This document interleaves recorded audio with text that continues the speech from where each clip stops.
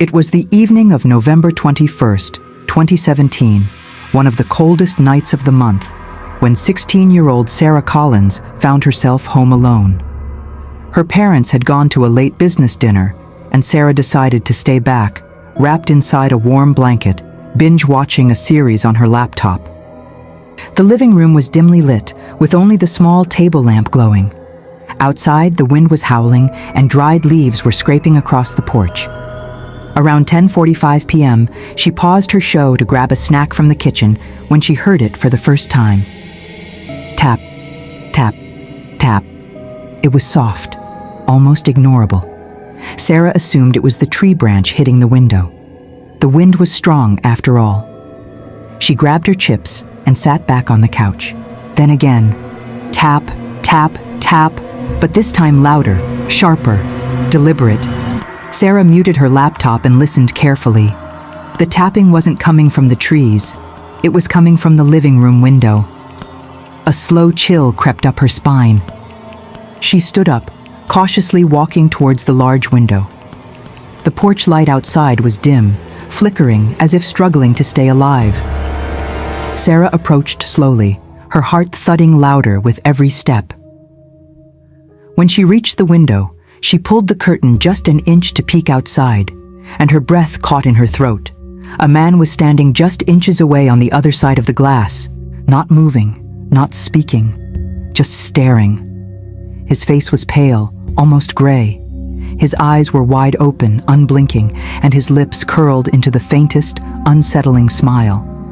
His right hand was raised, the tip of his finger dragging slowly down the glass. That was the tapping sound. Sarah stumbled back, dropping her chips. Her heart hammered violently. She grabbed her phone instantly with trembling fingers and dialed 911. Before the operator could even answer, she heard the man speaking through the glass. His voice was low, muffled, but disturbingly calm. "I see you," Sarah almost screamed. She moved backward until her back hit the wall, but her eyes remained fixed on the silhouette outside. The operator answered.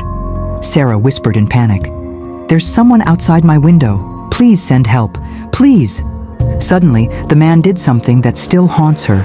He smiled wider, so wide it didn't look human. And then he ducked down, disappearing from the window completely. Silence filled the house. That was somehow even worse. The operator told her to get to a room she could lock. Before Sarah could move, she heard footsteps crunching on the porch, then moving around the side of the house. Slowly, like someone dragging their feet deliberately to be heard. Tears rolled down her cheeks as she ran to her parents' room and locked the door. Minutes felt like hours. Then, police sirens. Sarah heard officers shouting outside. She cracked the door open slightly and called out, "I'm inside!" Moments later, 2 police officers entered and escorted her out. They found footprints in the snow, fresh ones, circling the entire house. They found smudges on multiple windows where the man had pressed his hands, watching her. But the scariest part? The officer told her quietly, whoever he was, he tried to break in. The window lock has been tampered with from outside. He wasn't tapping the glass for long. He must have been watching you for hours before you noticed. The man was never found, and Sarah never stayed a night alone in that house again. Story 2. The Basement Voice, Extended True Incident. In 2014, Oliver Reed, a 29-year-old IT technician, moved into an old rental house just outside Manchester. The rent was unbelievably cheap, almost suspiciously low. But Oliver needed a place fast, so he didn't ask many questions. The landlord handed him the keys and said one strange thing while showing the house. "Just don't bother with the basement. The door jams. Nothing down there but old rubbish." Oliver didn't care. He wasn't planning to use it anyway. For the first week, everything was normal, until one night. It was a Friday, around 1:20 a.m. Oliver came home after a late shift. The house was silent, the kind of silence that feels heavy. As he hung his jacket near the hallway, he heard something faint. A sound coming from behind the basement door. At first, it was like a soft scrape, a whisper of movement. He froze, then, clearer, "Help me. Please."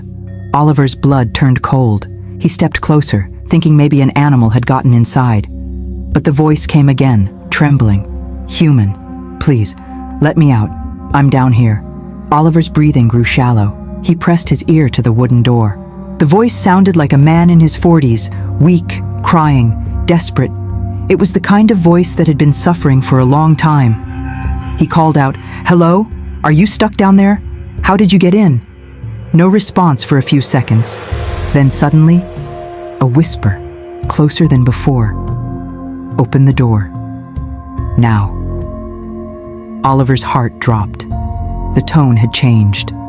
It wasn't desperate anymore. It was commanding. The doorknob rattled violently from the other side. Oliver jumped back, adrenaline surging. He grabbed his phone and dialed the landlord immediately. Half asleep, the landlord answered. Oliver shouted, "There's someone in the basement! I heard him! He's trying to get out!" There was a long pause. Then the landlord said something that made Oliver's skin crawl. "You heard it too, didn't you?" Oliver's voice shook. "What do you mean too? Who is in there?" The landlord sighed heavily. "No one. There's never anyone in the basement." The last tenant complained about the same thing.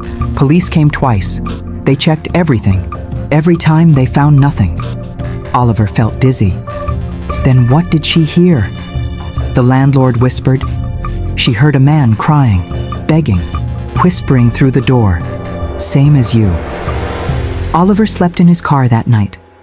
By the next morning, he had packed his belongings. He moved out within 48 hours. The house is still on rent today.